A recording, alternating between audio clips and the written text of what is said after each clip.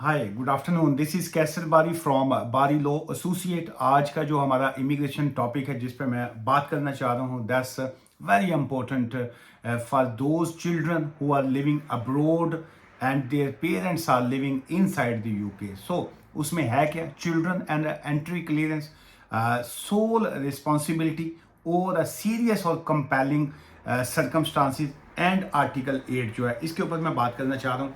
सो बहुत से जो पेरेंट्स होते हैं, इसमें अगर हम सोल रिस्पॉन्सिबिलिटी की बात करते हैं, सो सोल रिस्पॉन्सिबिलिटी को पहले तो अंडरस्टैंड करना बड़ा इंपॉर्टेंट है जी। सोल रिस्पॉन्सिबिलिटी मीन जब आपके अकेले की जिम्मेदारी होती है, जब आप चाहे वो फादर हैं या आप एज ए मदर हैं, आप अकेले जिम्मेदार हैं अपने बच्चों की लुक आफ्टर करने के।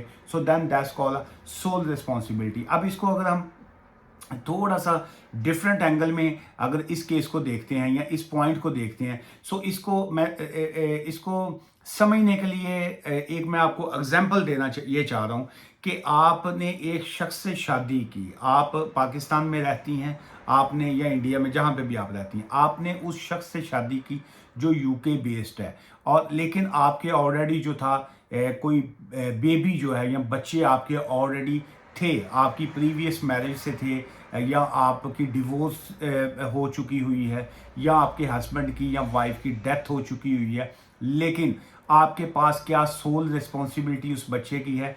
अगर तो हस्बैंड की या वाइफ की डेथ हो चुकी है, तो देन तो वो जो डेथ सर्टिफिकेट है वो एक एविडेंस है कि आपके पास जो है वो सोल रिस्पॉन्सिबिलिटी है। अब अगर वो आपकी डिवोर्स हो चुकी हुई है, तो क्या आपने वो सोल रिस्पॉन्सिबिलिटी जो है वो थ्रू कोर्ट जो है, फैमिली कोर्ट्स है या हाई कोर्ट या जहां से भी आपने लेनी है, तो वो आपको मिली हुई है या नहीं? बहुत से लोग कहते हैं जी कि हमारा तो सिस्टम ये है, पंचायती सिस्टम है, हम लोग तो बैठ के अपने फैसले जो है वो खुद करते हैं। तो हमने एक म्यूचुअल अंडरस्टैंडिंग के साथ एक एग्रीमेंट एक तैयार किया हुआ है, वो एग्रीमेंट जो है वो हमें जिम्मेदारी दे रहा है, रिस्पॉन्सिबिलिटी दे रहा है कि you are a sole responsible. तो देन इमिग्रेशन लॉज में इस तरह की पंचायत की, इस तरह के एग्रीमेंट की कोई अहमियत नहीं है। So there is a no law जो इस तरह की पंचायत को जो है वो एक्सेप्ट करता हो। So the only option is if you have a court order जो है, अगर आपके पास कोर्ट का कोई ऑर्डर है, so then the answer is yes. That's mean कि आपके पास सोल रिस्पॉन्सिबिलिटी है कि आप उस बच्चे के वाली वारिस हैं, आपके पास गार्डियनशिप का सर्टिफिकेट है और आप उसके हेड हैं। अब आपके हस्बैंड ने आपका वीज़ा अप्लाई किया, वो कहते हैं जी कि हम आपके बच्चे को जो है वो एक्सेप्ट नहीं करना चाह रहे हैं, या मैं आपको एक्सेप्ट कर रहा हूँ लेकिन मैं आपके बच्चे को जो है वो एक्सेप्ट नहीं करूँगा। तो लेकिन अनफॉर्चुनेटली इस तरह की सिचुएशन में बाज़ जो है वो हमारा सिस्टम जो है, जो कल्चर है या इस तरह की चीज़ें हैं, बाज़ जो है वो कहती हैं कि चलें इस तरह अगर एक रिश्ता अच्छा मिल रहा है और अगर लड़की जो है वो जाके सेटल हो जाती है, तो चलें बच्चे को जो है वो बाज़ वो जो बच्चे का ननहाल होता है, नानका होता है, वो बच्चे को जो वो रख लेते हैं कि जी कि चलो नानी के घर बच्चा रह लेगा। सो इस तरह की सिचुएशन में क्या होता है कि औरत जो है वो शादी करके आ जाती है जी। अब आगे सिचुएशन क्या होती है, बाज़ का आगे चीज़ें सेटल हो जाती हैं, हस्बैंड जो है वो एक्सेप्ट कर लेता है, वाइफ को एक्सेप्ट कर लेता है कि जी यार बड़ी समझदार औरत है, इसने तो घर को संभाल लिया, इसने घर को समझ गई है, मेरे बच्चों को भी संभाल रही है, घर को भी संभाल लिया, तो चलिए अब मैं एक्सेप्ट कर लेता हूँ कि जी वो अपना जो पीछे बच्चे छोड़ के आई है वो उसको भी जो है वो बुलवा ले। तो क्या कानून इस चीज़ की इजाज़त देता है कि वो उस अपने जो पीछे छोड़े हुए बच्चे हैं उसको बुलवा ले? बिल्कुल कानून जो है वो इजाज़त देता है। इसीलिए जो है ये वाला पॉइंट जो जिसको मैंने रेज़ किया है आज, कि जी के चिल्ड्रन की जो एंट्री क्लियरेंस जो है वहाँ से वीज़ा लेना, फिर सोल रिस्पॉन्सिबिलिटी जो है वो इसमें बड़ी इंपॉर्टेंट आ जाती है। फिर उसके बाद सीरियस एंड कंपेलिंग जो सर्कमस्टांसिस हैं वो बड़े इंपॉर्टेंट आ जाते हैं। सीरियस एंड कंपेलिंग सर्कमस्टांसिस क्या होते हैं? सीरियस एंड कंपेलिंग सर्कमस्टांसिस ये हैं कि एक जो बच्चियां हैं, जो डॉटर है, बेटी को आप पीछे छोड़ के आए हैं, तो अब आपके सीरियस सर्कमस्टांसिस ये हैं कि क्या वो बच्चियां जिनको आप वहाँ पे छोड़ के आई हैं, are they safe over there? क्या वहाँ पे वो सेफ हैं जिस घर में वो रह रही हैं? क्या वो वहाँ पे उन्होंने स्कूल भी जाना है, वहाँ पे उन्होंने बाहर भी निकलना है, क्या उनको किसी तरह का कोई डर खौफ तो नहीं है कि जी वो इस तरह की सिचुएशन में वहाँ पे रह सकती हैं। ये आपके सीरियस एंड कंपेलिंग सर्कमस्टांसिस में आ जाता है। क्या अगर वो मामू के घर में थी या वो बच्ची जो है वो दादका में है, वो अपने क्या वो वहाँ पे उन जिनके पास रहती थी उस वक़्त सर्कमस्टांसिस डिफरेंट थे। अब वो अगर कोई आपकी बच्ची की खाला उसको पाल रही थी या बच्ची की फुफ्फो उसको पाल रही है, तो क्या अब वो उनकी शादी हो चुकी है तो अब उनकी बच्चे को लुक आफ्टर करने वाला कोई नहीं है। नानी के पास छोड़ा था तो अब वो नानी जो है वो दुनिया में ज़िंदा नहीं है। तो अब वो जो बच्ची को लुक आफ्टर करने वाले कोई नहीं है। So that's called a serious and compelling circumstances. Her case की एक डिफरेंट नोयत होती है, सिचुएशन होती है। मैं यहाँ पे सिर्फ आपको बेसिक इन्फॉर्मेशन दे रहा हूँ एक आइडिया के लिए, it's not a legal advice जो है। सो इसमें सेकंड एक इसी में एक पार्ट एक आ जाता है, दैट्स कॉल्ड आर्टिकल 8 जो होता है। आर्टिकल 8 ये होता है कि जिसमें आप अपनी किसी भी शख्स को जो है उसकी फैमिली से जो है वो सेपरेट नहीं किया जा सकता। एक ह्यूमन राइट्स लॉज की वायलेशन आ जाती है कि एक माँ को उसके बच्चों से जो है वो सेपरेट कर दिया जाए, जुदा कर दिया जाए, और उनको इस तरह की जो सिचुएशन है ये टेक्निकली तौर पे ह्यूमन राइट्स लॉज की वायलेशन आ जाती है। सो आपने इस तरह की केस में जो है उसका भी इस्तेमाल जो है आर्टिकल 8 का जो है वो भी बड़ा इंपॉर्टेंट आ जाता है। अच्छा, इसमें फिर ये एक जिसको फर्दर हम अगर इसी का बात करें तो इसमें ये आ जाता है, demonstrate a serious and compelling family और अदर कंसिडरेशन जो है। अदर कंसिडरेशन जिसको कहते हैं कि अदर चीज़ों को भी आप कंसिडर करें, वो उसमें आपकी अपनी सिचुएशन आ जाती है। क्या as a mummy as a father जो है आपके पास यूके में आपके पास घर है, क्या आपके ऑलरेडी यहाँ पे जो बच्चे थे आपके और भी 2-4 बच्चे यहाँ पे भी हो चुके हुए हैं, अब वो बच्चे भी बेनिफिट्स पे हैं, वो बच्चे स्कूल गोइंग हैं लेकिन बेनिफिट्स भी साथ ले रहे हैं, वो आपके हस्बैंड के भी बच्चे हैं ऑलरेडी, वो फुल एक खिचड़ी सी पकी हुई है घर में, तो क्या वो बच्चा जो वहाँ से यहाँ पे आएगा वो उसकी सेफ्टी कहाँ पे है, कितने बच्चे हैं और घर के कितने कमरे हैं, अकोमोडेशन जो है ये बड़ा एक इंपॉर्टेंट इस तरह की चीज़ों में आ जाता है।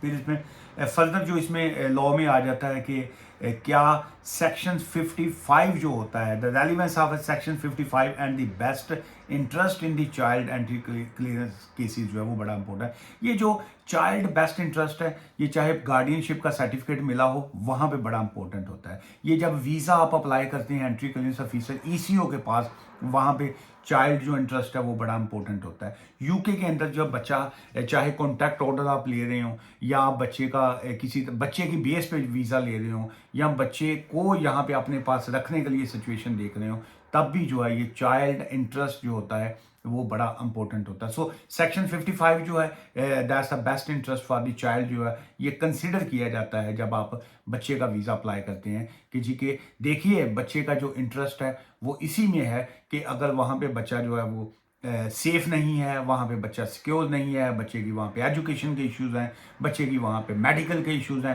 सो इस all compelling and compassionate circumstances आ जाते हैं जो आपने अपनी एप्लीकेशन में जो है उसको बड़ा वाज़े तरीके से जो है वो कन्विंसिंग तरीके से जो आपने कवर करना होता है जब आप इस तरह की एप्लीकेशन करें कि जी के क्या वो बच्चा यूके में आके मोस्ट सेफ है, सिक्योर है, स्कूल जाएगा, उसका एक अच्छा फ्यूचर है, पेरेंट्स के पास रहेगा। So obviously everyone they knows के यूके जो है they having a better life compare to other countries जो है, थर्ड वर्ल्ड कंट्रीज हों या दुनिया का और कोई भी कंट्री हो।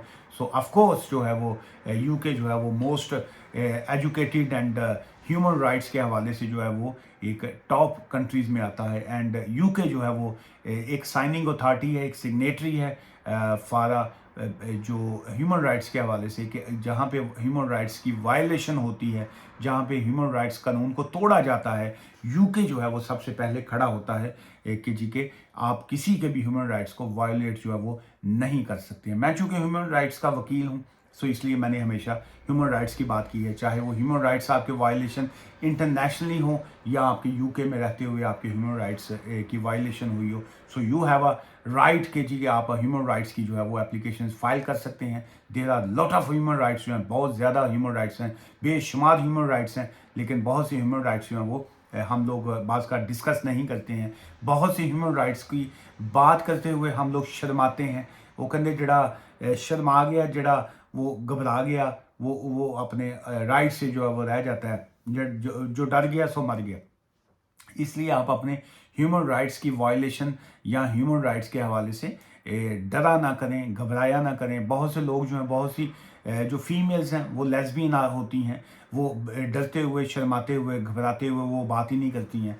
बहुत से जो मेल हैं वो गे होते हैं, वो कहते हैं जी कि हमें शर्म आएगी हम इस तरह की अगर हम बात करेंगे। सो जिसको LGBT ग्रुप कहा जाता है या इस तरह की चीज़ों का। सो देखिए, एज हम एज अ मुस्लिम बात कर रहे हैं, ना एज अ हम हिंदू बात कर रहे हैं, हम किसी रिलीजन की बात नहीं कर रहे हैं, हम बात कर रहे हैं जी ह्यूमन राइट्स की। और हम लोग यूके में बैठे हैं, अगर हम यूके की बात कर, ये मेरी ही वीडियो के ऊपर जो है कई लोग जो है वो पाकिस्तान से या यूएई से या कई और जगह से देख रहे होते हैं, ना उनको यूके के कानून का पता होता है ना कुछ और, वो एवं थल्ले ना अल्लाह अल्लाह करके तोबा तोबा लिख रहे। सो वो भाई साहब, ये यूनाइटेड किंगडम है जी, यहाँ पे एक वकील को जो है वो डिस्क्रिमिनेशन नहीं कर सकता। यहाँ पे हमारे लिए जो है वो किसी भी कोई रिलीजन का शख्स हो उसकी सेम रिस्पेक्ट है। किसी भी जेंडर का कोई बंदा हो, वो चाहे वो गे है, वो लेस्बियन है, वो कोई भी उसका वो स्टेट है, वो जो है वो बायसेक्सुअल है, व्हाटएवर, वो हमारे लिए जो है वो सारे सेम है जी। कोई रिलीजन यहाँ पे जो है वो उसके हवाले से हम लोग वायलेशन नहीं कर सकते हैं। तमाम रिलीजन डिस्क्रिमिनेशन या इस तरह की चीज़ें यूके में नहीं होती। यहाँ पे तमाम नेशनैलिटी के लोग जो हैं वो सेम है, इसलिए जो है वो इस तरह की नेगेटिव अप्रोच रखने वाले जो हैं वो लोग काइंडली अवॉइड किया करें मेरी वीडियो से। खासकर जब जिमें दवाइयाँ दे लिखा होता है ना, बच्चों की पहुँच से दूर रखें। सो मेरी वीडियो से आप को मेरी वो जो अपनी पहुँच से दूर रखिए, क्योंकि यहाँ पे मैं बिल्कुल ओपनली बात करता हूँ, आपके ह्यूमन राइट्स की बात करता हूँ। और मेरी नज़र में जो है वो आप ह्यूमैनिटी जो है, इंसानियत जो है वो सबसे बड़ा मज़हब है। और ह्यूमन राइट्स की जो है वो, हम अगर एज अ ह्यूमन राइट्स में बात करूँगा तो मेरे लिए जो है वो ह्यूमन राइट्स जो है वो ज़्यादा इंपॉर्टेंट आ जाती हैं। चलिए, ये हो गया जी, ये बच्चों के हवाले से जो मैं आपको बेसिक सा एक कॉन्सेप्ट देना चाह रहा था। सो इसमें जो रूल्स की अगर हम बात करेंगे तो उसमें रूल जो 297 जो है जी, ये ह्यूमन राइट्स के हवाले से, इमिग्रेशन के हवाले से 297 है जी। The route for the children making application to join a parents who is a present or settled in the being admitted for the settlement in the UK जो है वो आ जाता है जी। और रूल 301 जो है, जो शौकीन लोग हैं पढ़ना चाहें वो भी पढ़ सकते हैं, ये बड़ा इंपॉर्टेंट आ जाता है। The rules for the children joining a parents or a parents with a limited leave to enter or remain in the UK with a view to settlement जो है, ये बड़ा इंपॉर्टेंट सवाल है। बहुत से लोग ये समझते हैं जी कि क्या लिमिटेड लीव टू एंटर जो होता है वो ये होता है कि जी कि आपके पास अगर स्टूडेंट का वीज़ा है, आपके पास स्किल्ड वर्कर वीज़ा है, आपके पास जो है प्री सेटलमेंट का वीज़ा, आपके पास अभी सेटल्ड वीज़ा नहीं मिला लेकिन आपके पास कच्चा वीज़ा जिसको कहते हैं, तो देन क्या रूल 301 स्टिल आपको अलाउ करता है कि आप अपने अंडर 18 बच्चे जो हैं उनको यूके में ला सकें? बिल्कुल आपको अलाउ करता है जी। रूल 301 जो है, आप उसको पढ़ना चाहें बिल्कुल पढ़ सकते हैं। The rules for the children joining a parent or a parents with a limited leave to enter or remain जो है उसमें बड़ा कैटेगोरिकली लिखा गया है। रूल 303 जो है उसमें है जी, requirement for a limited leave to enter or United Kingdom as a child of a fiancee or a proposed civil partner. जो है फियांसी जो था, मंगेतर का वीज़ा लिया या सिविल पार्टनरशिप का आपने वीज़ा लिया लेकिन आपके बच्चे पीछे हैं, तो ये वाला रूल जो है उसमें आप उसमें फॉल करते हैं जी।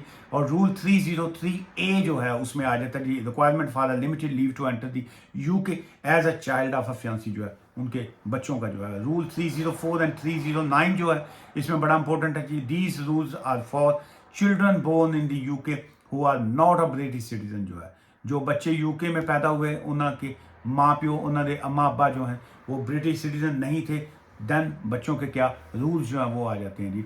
और अडॉप्शन के हवाले से जो है उसके ऊपर, वैसे अडॉप्शन के ऊपर मैं किसी दिन एक तफसील से वीडियो करूँगा, लेकिन आज का पॉइंट 309A एंड 316 जो है, for the children who are either already adopted by a person who with the leave to remain in the UK और गोइंग टू बी अडॉप्ट आ रहा है कि जी वो लोग जो बच्चों को अडॉप्ट करते हैं, क्या यूके में रहते हुए अगर आपने बच्चों को वहां से अडॉप्ट किया है तो क्या आप स्टिल उनको यूके में ला सकते हैं? द आंसर इज यस, अगर आपके पास जो है प्रॉपर लीगल अडॉप्टेड जो है वो डॉक्यूमेंट्स आए थे। वीडियो लंबी हो जाएगी, मैं तो बातें करता रहूँगा और कानून को समझाता रहूँगा, लेकिन आपके लिए जो है वो हजम करना मुश्किल हो जाता है लंबी वीडियो को। आज की इस वीडियो से इजाज़त दीजिए। मुझसे मिलना चाहें तो बारी लॉ एसोसिएट हम लोग ब्रैडफोर्ड में होते हैं, लेकिन आप चाहें तो आप फ़ोन कंसल्टेशन जो है वो बना सकते हैं, फ़ोन एडवाइस जो है वो भी ले सकते हैं। लेकिन हमारा ऑफिस जो है वो फेस टू फेस मिलने के, ये मुंह देखने के और फ़ोन पे बात करने के हम लोग जो है वो फ़ीस चार्ज करते हैं जी। दुआ में याद रखिएगा। Take care. खुदा हाफिज़ जी।